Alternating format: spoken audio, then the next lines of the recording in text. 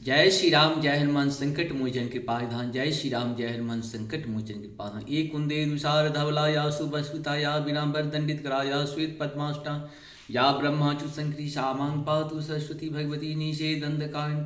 ओम श्री परमात्मने ओम श्री परमात्मने ओम श्री परमात्मने नमः।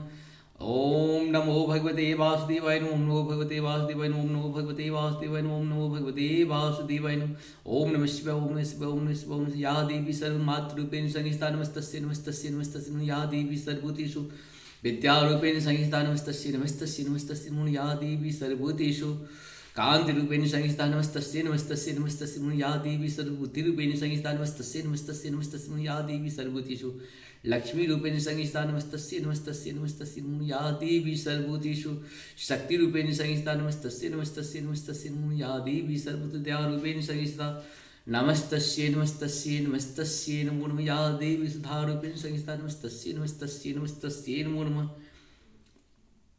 सर्वमंगल मंगले शिवे सर्वार्थ साधके शरणे त्र्यंबके गौरी नारायण ओम जयंती मंगला काली भद्रकाली कपाल दुर्गा क्षमा शिवा धात्रे स्वाहा स्वाहा नमस्ते। जय हिंद जय भारत। तुम सबका का स्वागत है। मैं रामनरेश आपको से निवेदन करता हूँ, चैनल को सब्सक्राइब करें, लाइक करें, शेयर करें। सत्य के साथ, सनातन के साथ, धर्म के साथ, विचार के साथ, विवेक के साथ, बुद्धि के साथ, विश्वास के साथ हम रहें या ना रहें, ये भारत रहनी चाहिए। इसी विश्वास के साथ जीवन को आगे बढ़ाते रहना है। जब भी सत्य की बात हो, अपने जीवन की बात हो, सनातन की बात हो, धर्म की बात हो, विचार की बात हो, विवेक की बात हो, बुद्धि की बात हो और सत्य सनातन की बात हो, विश्वास की बात हो, जीवन को खत्म कर देनी चाहिए। कोई ज़रूरत नहीं इस जीवन का। हम तो क्षणभंगुर है, आत्मा रूपी जो है वही तो अमर है। हम लोग कभी कोई काम करें तो एक बार आत्मा से जरूर पूछ लें, जल्दबाजी में कोई काम नहीं करें और अविश्वास करने से पहले विश्वास करना सीखें।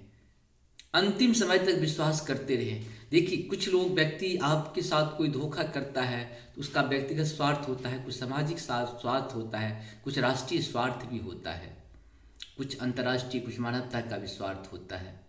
कभी कभी व्यक्ति भूखे रहता है तो आप देखते हो गरीब से गरीब आदमी है, लेकिन उसको आप पैसा लेके जाओगे तो पैसा आपको नहीं लेगा।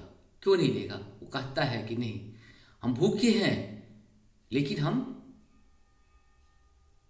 क्या हैं, भूखे होना कोई बुराई बात नहीं, लेकिन अन्याय से कमाए हुए धन को लेना ये सबसे बुरी बात है। और हमको लगता है कि जो बहुत ज़्यादा पैसे वाले हैं वो अन्याय का धन और ज़्यादा लेना चाहते हैं। वो ये नहीं समझते कि धन का क्या करना है। भाई 10 जगह 20 जगह 100 जगह मकान हो जाए, 1000 जगह मकान हो जाए, 1 लाख जगह मकान हो जाए, 1000 गाड़ी हो जाए, 5 लाख करोड़ का सोना हो जाए, क्या फर्क पड़ता है? आप तो जेवर कितना पहनोगे? 1 2 4 5 कितना 50 करोड़ का जेवर तो पहन के आप नहीं चलोगे। इसीलिए आदमी का एक संतुष्टि का एक दायरा तो होना ही चाहिए।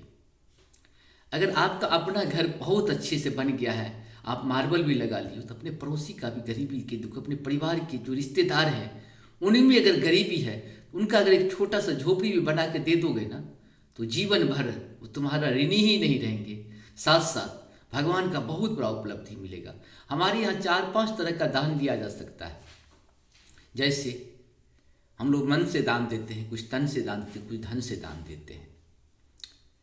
एक जो है सो रोटी का दान होता है, एक कपड़ा का दान होता है, एक रोटी कपड़ा और मकान का दान होता है, बुद्धि विवेक विचार का भी दान होता है, साथ साथ हमारे यहाँ ज्ञान का भी दान होता है, विद्या का दान होता है। दान देने की हमारे यहाँ परंपरा है। सृष्टि के निर्माण से पहले दान देने की प्रक्रिया शुरू हुई थी, तभी तो ये देने की प्रवृत्ति रहेगा तो आपके पास अपने आप आते रहेगा। कोशिश करिए कि देना सीखना हमें आना चाहिए। आने वाले तो कोई आपको प्रत्येक दिन भेजते रहेंगे। भाव होनी चाहिए। भाव अगर आपके अंदर अच्छे हैं, आप हम लोग देखिए अच्छे से अच्छे घर, बड़े से बड़े गाड़ी, सब कुछ खरीद लेते हैं, लेकिन एक गरीब आदमी को हम लोग एक रोटी भी नहीं दे पाते हैं।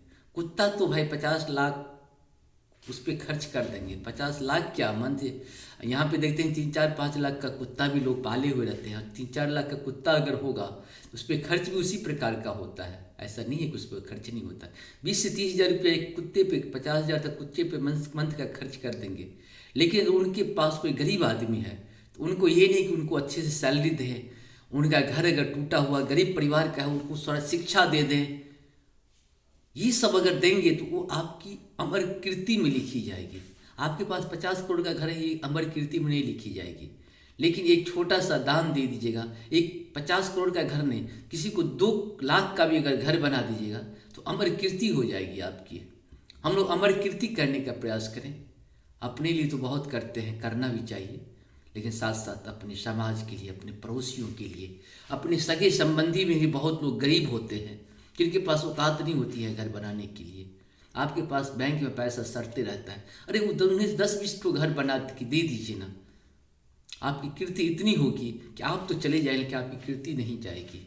आप अगर अपने बच्चों के लिए 100 करोड़ 1000 करोड़ भी छोड़ के जाओगे ना तो वो कीर्ति नहीं कहलाएगी। लेकिन एक गरीब आदमी को जो नीडी है, जिसकी ज़रूरत है, उसको अगर आप कुछ छोटा सा सहयोग करके चले गए हो ना तो वो आपको इतनी प्रशंसा करेगा जिसका आप अनुमान नहीं कर सकते हो। वैसा ही कीर्ति करना सीखो। अमर बनने के लिए संपत्ति होना जरूरी नहीं है, संपत्ति को बांटने में ही अमर होता है लोग।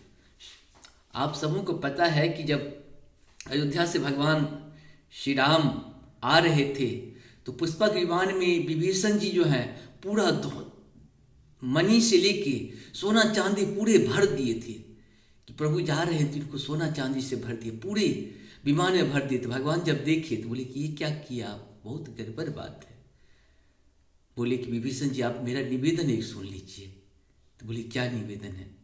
इसमें जितने भी हैं ना, ये आप विमान को उड़ाइए और पूरी लंका में इस संपत्ति को बांट दीजिए।